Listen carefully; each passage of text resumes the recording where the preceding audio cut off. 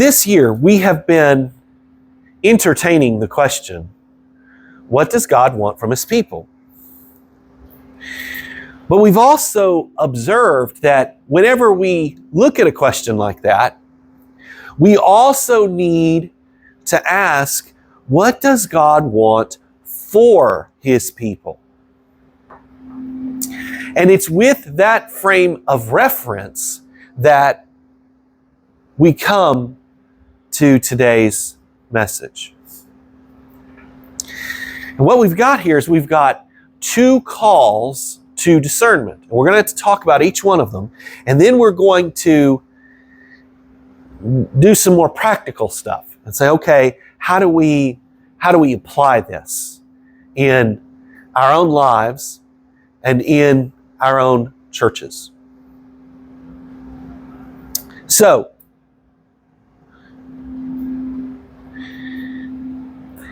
let's begin with verse 6. Feels like kind of a weird verse, doesn't it? Almost feels like it's coming out of left field. And when you look at it and you realize what Jesus is doing, it can even feel like Jesus has contradicted Himself in back-to-back sentences. Because you're thinking to yourself, at least I would be, how can you discern that someone is a dog or a pig and not judge them? It's a fair question. And there are a couple of things that we need to observe as we think about this. First, we need to remember the focus of verses 7, 1 through 5. Notice the brother-sister language, the family language, particularly in verses 3 through 5. In that paragraph, Jesus is focusing on inside the community, inside the family of faith. Now, that doesn't mean that, you can go out and judge other people. It just kind of focuses us on how we treat one another. But the second point that we want to observe is probably more important. Jesus is a good wisdom teacher. And like good wisdom teachers, Jesus draws us into the tensions that are just inherent in human life. Now, I've given you an example here, Proverbs 26, verses 4 and 5. Now, what do those verses say? Well, they say this: do not answer a fool according to his folly, or you will become like him. And then in the very next verse, answer a fool according to his folly, or he will think he is wise in his own eyes. Now, if you're looking at this as law, if you're reading this as, okay, I just want to find the rules and walk by the rules, that's all I want to do, well, you're going to be really confused when you run across something like this. What's the proverbialist doing? Well, he's inviting us into a consideration of this catch-22. In Proverbs, when you see that word fool, once you've read the Proverbs and you see what he's talking about, you're like, oh, I know what he's talking about. There's not one English word that it translates to very well, but we all know, well, maybe other than just kind of a knucklehead, we all know those people. Sometimes you wonder if they've got, a screw loose or two. And not because they're necessarily crazy, but just because they do and say things that just don't make any sense. They have a disregard for social norms, for moral norms. They have a disregard for what would really be the wisest thing to do. And when you're talking to somebody like that, sometimes there is no good answer. Because if you try to argue with them, Then all of a sudden, you're doing the same things that they're doing. You're using the same techniques that they're doing.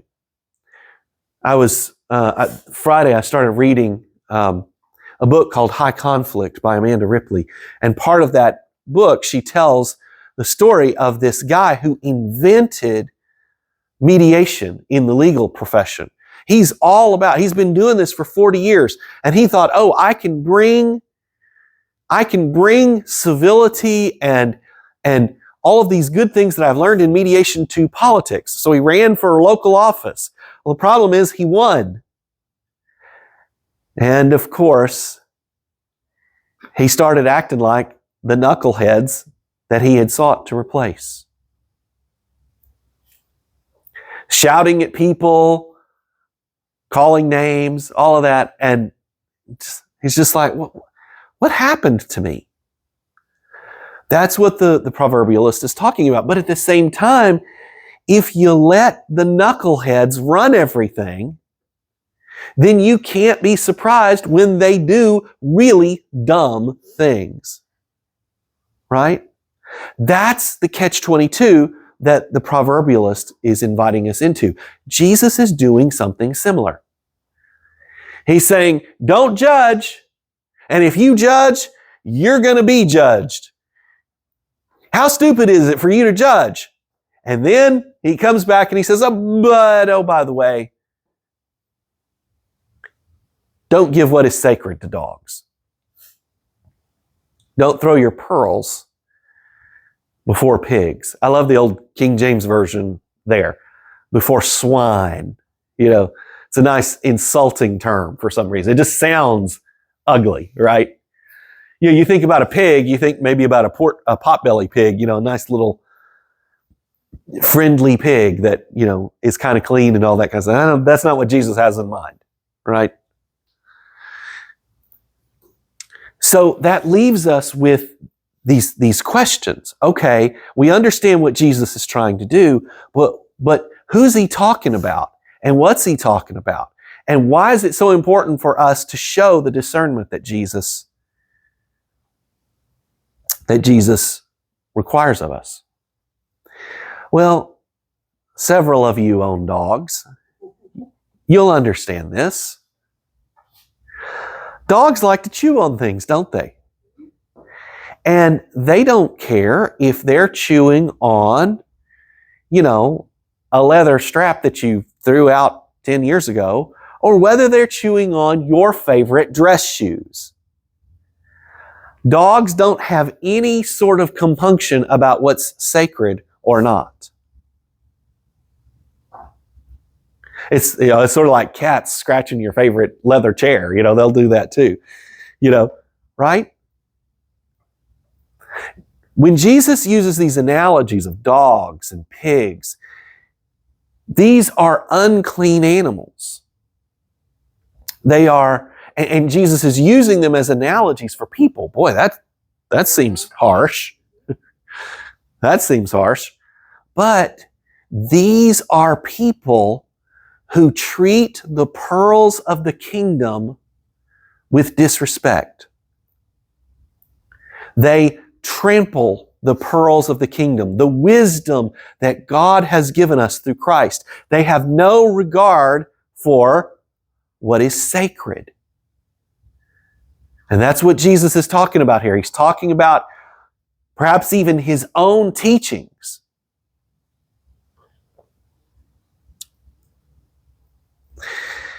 Craig Keener, in his autobiography with his wife, tells a story from his early years. Before he was a Bible scholar, he was a street preacher. And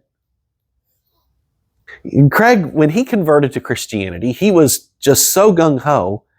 And I love how he says this in the book. He says, I actually had the nerve to be surprised when a worldwide revival didn't break out after my 5th sermon. But he was young and he was earnest. And he worked in a homeless shelter, I think there in Springfield, Missouri. And he would go out and do street preaching. Well, one night he had prayed and he really felt, I think the Spirit's telling me not to go out tonight. But I don't care. I'm not afraid of anything. So he's headed out, and his center director stops and says, Craig, I really don't think you ought to go out tonight. And he's like, no, I got it. I've got it under control. It'll be okay. So he goes out and he starts preaching. He runs across this guy who's a known ne'er-do-well in the downtown area. And the guy starts cussing him and beating him. Beats the ever-loving tar out of him and tells him, if you ever tell me about this again, I'll kill you. Needless to say, he had to slink back into the center and hope that the center director didn't notice his black eye and bloody lip and, all of that. That's the kind of person that we're talking about here. We're talking about someone who has no regard for what is holy and good. And here, there's a really interesting feature of the Greek here. Look down there in the second half of verse 6. Jesus says, they will trample them underfoot. So if you give the pearls of the kingdom to this kind of person, they will trample them underfoot. Future tense, indicative voice. But then he says, and they may turn on you too and tear you to pieces. Aorist tense, subjunctive voice. So now what all that grammar speak means is, it's certain that they will trample the kingdom's treasures. It may not be certain that they will turn on you, but they very well might. They very well might. Jesus is calling for discernment in how we do evangelism and discipleship. But he spends more of his time talking about discernment in how we select leaders.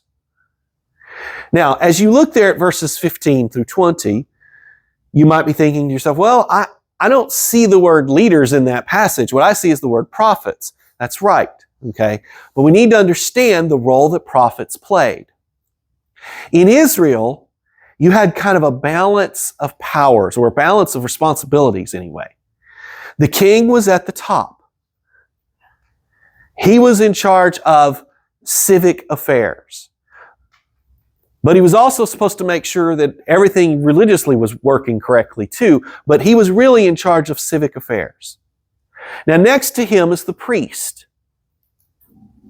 The priest is in charge of the temple and all the liturgy stuff and, everything related to Israel's worship. But who's going to speak for God if people get off track? What happens if the king gets corrupted or the priest gets corrupted? Who's going to speak for God then? Well, that's the prophet's job. The prophet speaks for God, telling the king and the priest what they need to do. But the prophet doesn't have to lead it himself or herself. Now, in the early church, you don't have a king and a priest anymore. You've just got the prophet, right? And so the prophet takes on more of the role that prophets took on before the monarchy. Think about Deborah. Think about Samuel. They were both prophets, but they also functioned as Israel's, we traditionally translate that as judge, but you might more accurately render it as leader, right? So when Jesus is talking here about prophets, he is talking in very specific terms about those who speak on behalf of God. But what he says also applies more generally to anyone who leads the people of God. So why is Jesus talking about false prophets? Well, because the question of who really speaks for God and who doesn't had been a perennial question throughout the Old Testament. You can go all the way back into Leviticus and Deuteronomy and and see the people of Israel asking this question. How do we know that a prophet actually speaks for God? You know, I could have walked in here this morning and said, Roy, God told me that you should give me all of your money. He might just reach out and hand me 15 cents, but you know. But you see the point. Prophets can ask a lot of things of people.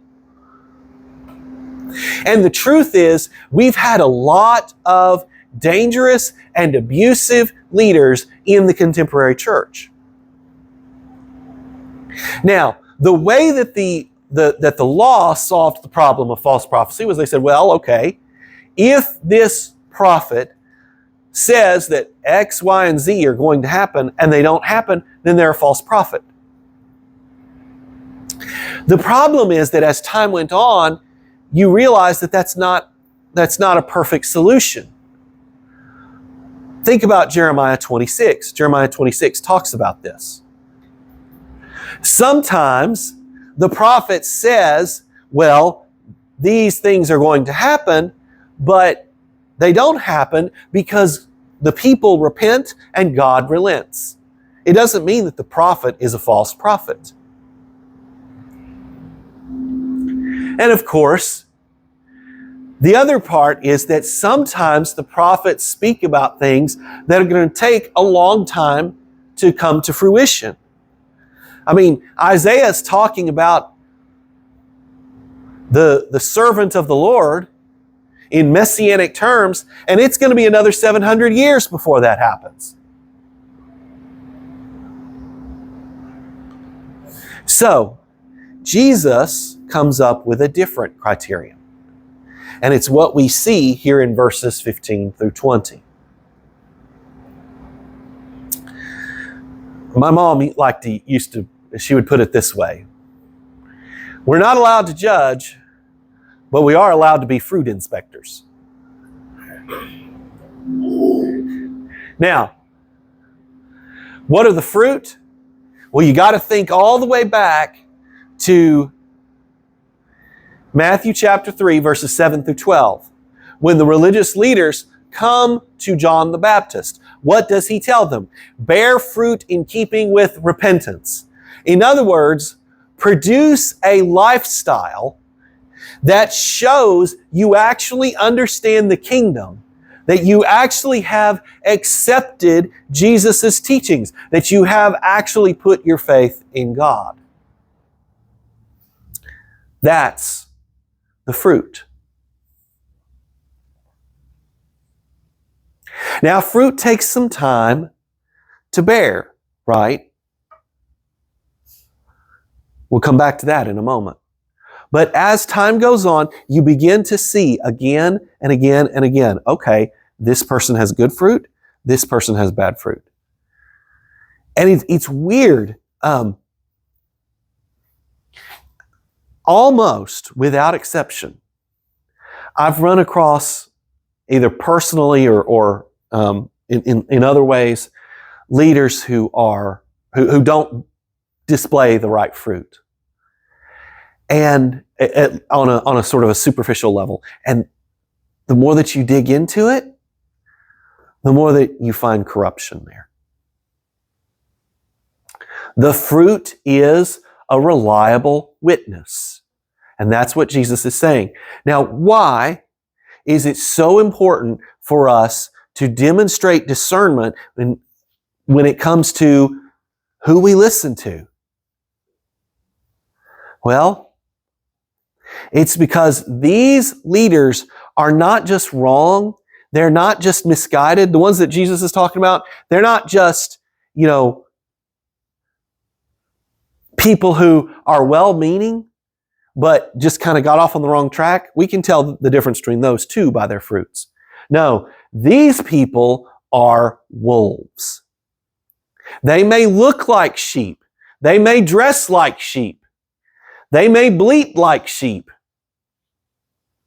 But just like the wolf in Little Red Riding Hood, they have big teeth, big claws, big eyes, and big ears. And they will consume and destroy the lambs. And we're the lambs.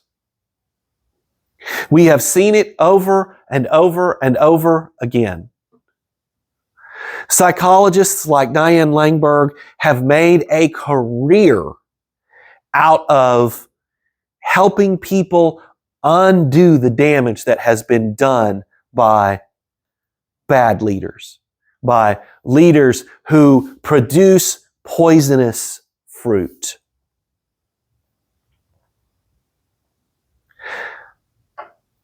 They destroy communities of faith. They destroy people's souls.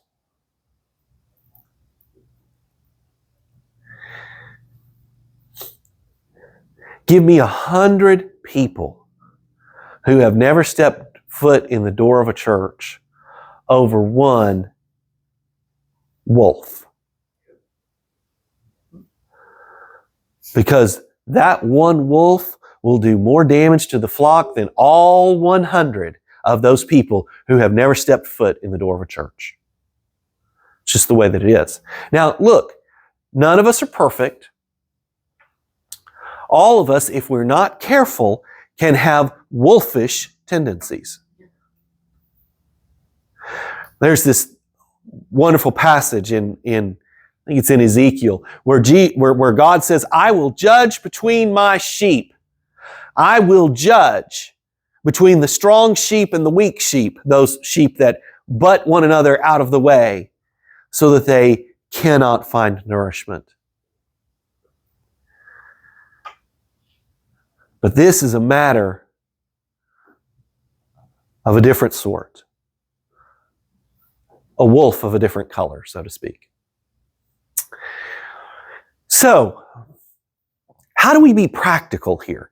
How do we sort of evaluate the spiritual health of leaders? And why is this so important, by the way? Because most of the time, we get our spiritual leaders from another church or from a seminary or whatever, and we didn't grow up with them. We haven't seen them for 30 years. We don't know. We try to find out, but we don't know for sure what kind of fruit their lives bear.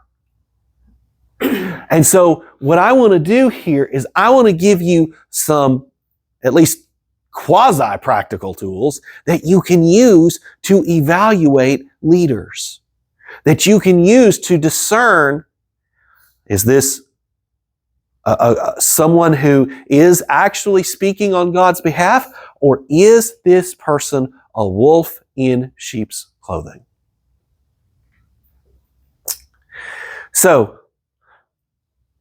first I've put up here for you a set of questions for you to think through. A set of questions. Does a person talk too much about themselves or too little? Now, the too much might make a whole lot of sense to you. You're like, oh yeah, I've been around those kind of people before. All they do is talk about themselves. Every conversation has to come back to them somehow. And a lot of us can fall prey to that. But over our pastoral ministry, one of the things that Natalia and I have come to learn is that the people who talk too little about themselves may be even more dangerous. These are the people who never reveal anything of significance about their own life, their own vulnerabilities, their own weaknesses. They're trying to put on a front. Or at least that could be what it is. A second question. How do they, let me back up. Second question is, do they recognize their interdependence upon others? Do they recognize that they stand on the shoulders of those who've gone before them? Or do they try to make it seem as though everything that they do is their own brilliance, their own insight? Just here's a little practical thing from my point of view. If you listen to somebody preach for 3 months or 6 months or a year and they never cite anybody in their sermons, a lot of times that means one of two things. Either they're lazy and they're not preparing for their sermons, or they're trying to convince you that this all comes from their own brilliance. Another closely related question is, how do they speak about other leaders? One of the things that we've seen again and again and again in these in these church plants, I just made somebody's Bixby go off. One of the things that we've learned from all the church plants that have happened since 1995, and it's good that people are planting churches, but sometimes what we've seen is that they plant these churches with the idea that we're going to do it better and we're the only ones who figured it out. So come be part of us. Well, let me tell you something. That's a powerful message. It's a powerful incentive. People want to believe that they're part of something special, that they're part of something better. The problem is that it separates them. The leader's rhetoric separates them from the rest of the church rather than building bridges. And it can become a very subtle but very powerful temptation for the leader to build his or her kingdom. Think about the next question. What if somebody talks about a sin too much or too little? Now, again, we kind of are used to someone talking about a sin too little because you're like, I don't want to get too close to that one. People might discover that I have some weaknesses in that area, right? But, again, this is kind of the reverse of the previous question. Again, the one you really need to look out for is the one who talks about a sin too much, and especially with rhetoric that is too vitriolic.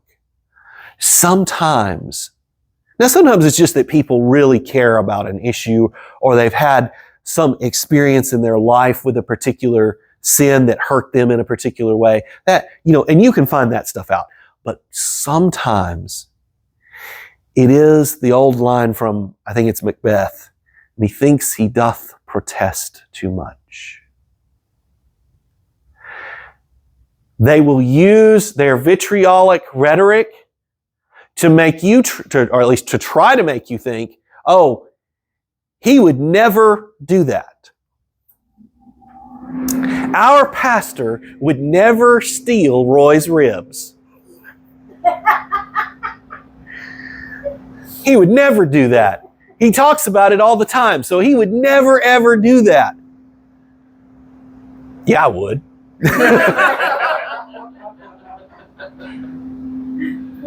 That's what we're talking about here. We're talking about the person who yells loudly about a whole range of things. It might be corporate greed. It might be homosexuality. It might be, who knows, gossip. And then you find out later, for example, that he or she is the biggest gossip out there. That's what we're talking about. We're talking about the person who uses their speech on behalf of God to direct your attention away from their imperfections. Another question to ask yourself is this person too interested in the superficial? Now, I'm not saying that they can't be professional. There are some pastors that they're just, they're going to show up every Sunday in a suit. That's just how it is. And they've got every hair in place, and they want to project a certain image. That can be okay. But some people really are too interested in things that don't matter. They have to have the perfect car. They have to have the perfect, I don't know what it is. Maybe it's the perfect hair gel. I don't know. I don't have enough hair to worry about, They're trying to, again, present an image of themselves that isn't reality. And sometimes we learn that someone has an inordinate interest in the superficial because they won't deal with the deep stuff. Whenever somebody's hurting, or whenever there's a very difficult theological issue, or whenever, there's a hard business issue that needs to be tackled, they are nowhere to be found.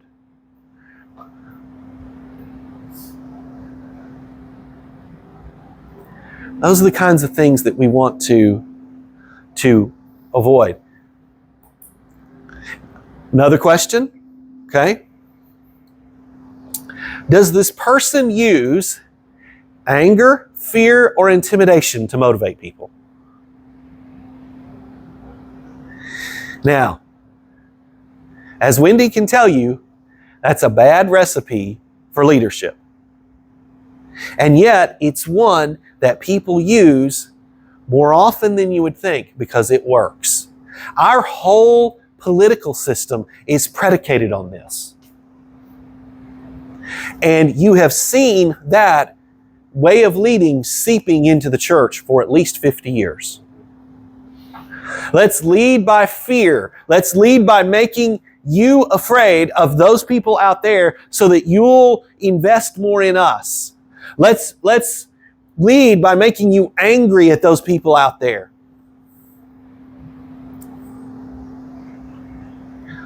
Or let's just intimidate you.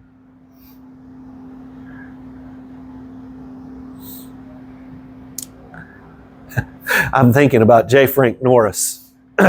Some of you may have never heard this, but he was the pastor of First Baptist Church of Fort Worth in the 20s and 30s. He shot and killed one of his deacons in his office. He didn't go to prison for it. He said it was self-defense. But don't you know that from then on,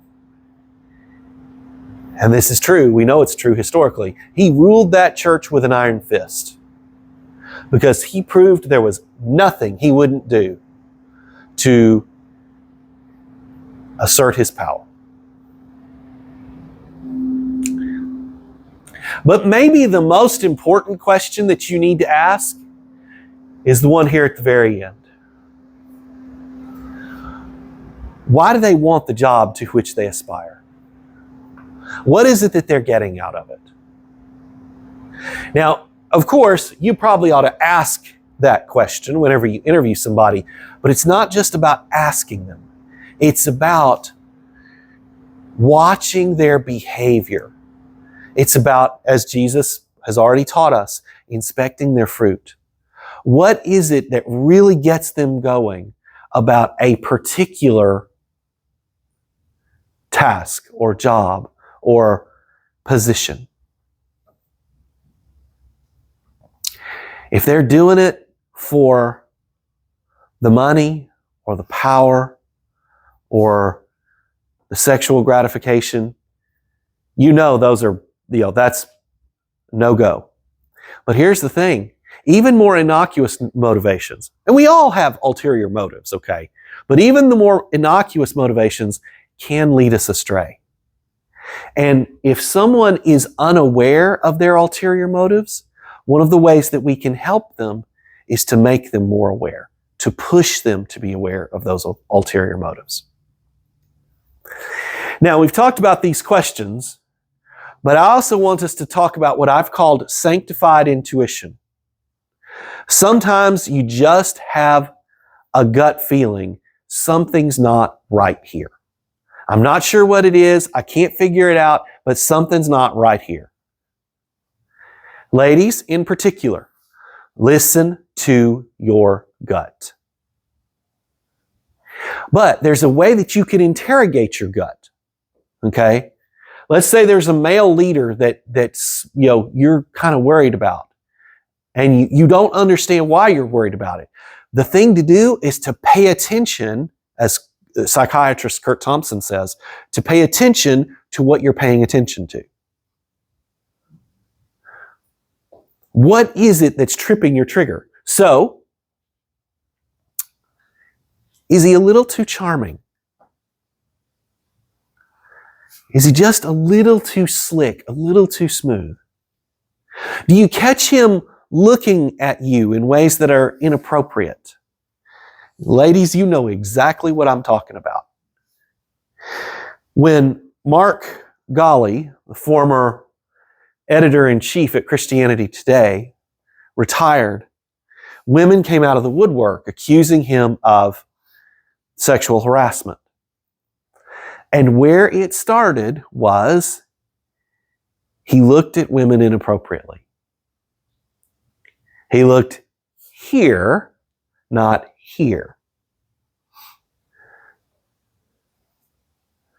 But, there are all sorts of other ways too. Do they give you the up down? Beth Moore has had that happen to her.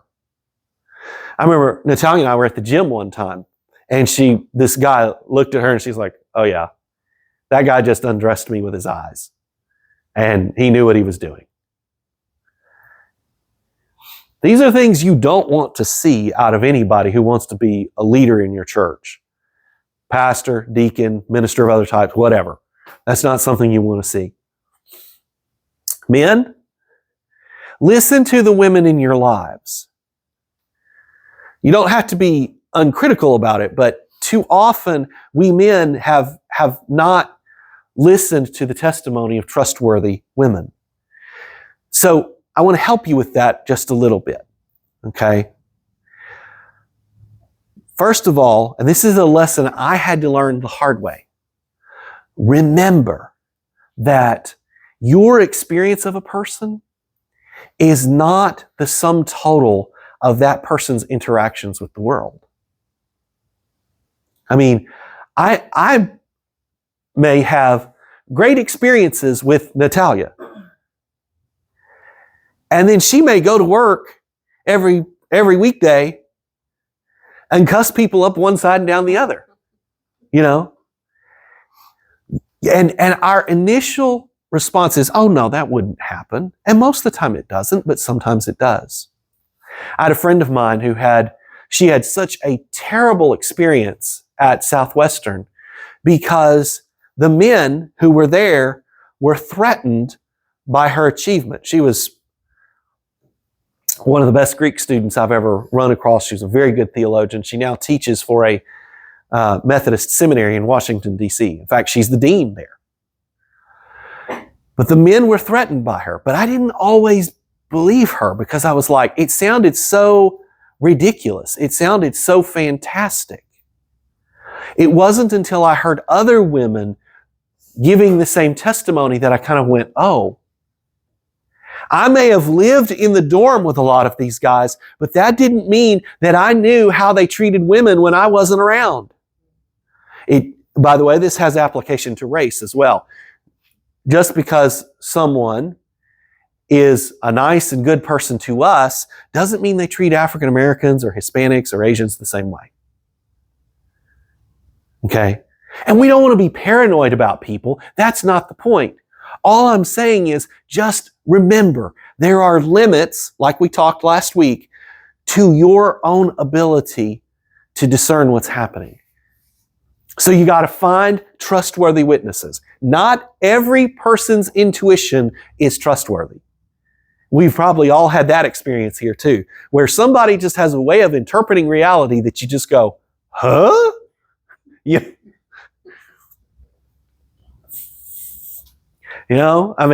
like, I don't think that's what they meant by that, or I don't think that's what they meant when they looked at you that way, or I don't think that had anything to do with it, So you want to find trustworthy witnesses. And by the way, part of being a trustworthy witness is that you aren't a gossip. You're not somebody who's always talking badly about other people. But we want to listen to trustworthy witnesses. That's how we create a healthy Christian community. Everybody who comes in here knows that we're going to listen to people who are wise and healthy.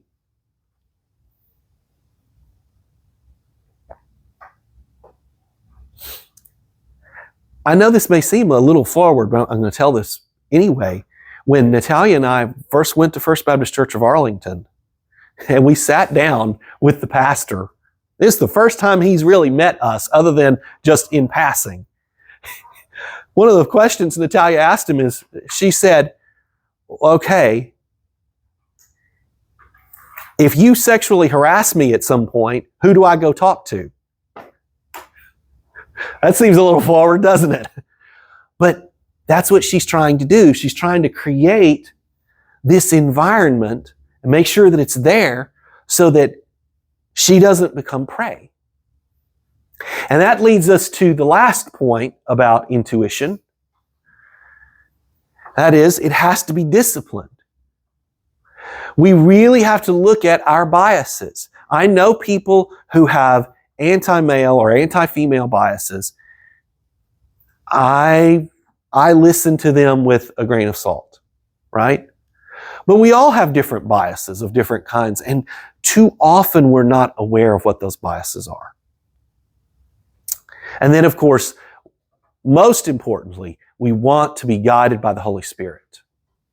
And by the way, when you're talking about, leaders, and you have to be led by the Spirit, but so also when you're trying to identify the dogs and pigs, God's Spirit is the one that will tell you what you should do. Because sometimes you're just going to have to do the hard work of sharing the gospel with somebody who seems to be hostile.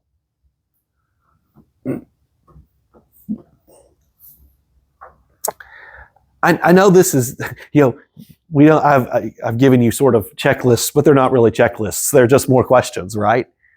I get that. And that's hard. That's not easy. It's a struggle. But this is life. This is life. We don't want to make false accusations towards people, but we also don't want to let toxic leaders speak for God. We don't want to let toxic leaders speak for God. Now, in conclusion, Jesus has had a lot of challenging things to say to us in the Sermon on the Mount. And we're not through dealing with challenging stuff, okay? But we need to remember that this sermon is offered to us in service of a God who cares about His people. That care is manifest in these calls to discernment. Jesus doesn't want us listening to false prophets. False prophets lead us astray. And He doesn't want us devoting the pearls of the kingdom to those who have no care, who have no concern for what is holy and good. Now, why does Jesus tell us all of this? Well, because the gospel is hard enough as it is. The Christian discipleship is hard enough as it is. We'll talk about that more as we go on. But Jesus doesn't want us inviting trouble into our lives. That's not what He wants. He wants us to live whole and healthy lives as much as possible and to protect our family of faith from those evil tendencies that can corrupt all of us and that certainly corrupt some of us. You want to sum it up in a word? Just because somebody goes to church does not mean they're a Christian. Just because they have a seminary degree doesn't mean they're a Christian. Just because they stand behind a pulpit doesn't mean they're a Christian. We must bear fruit in keeping with repentance. Let us pray.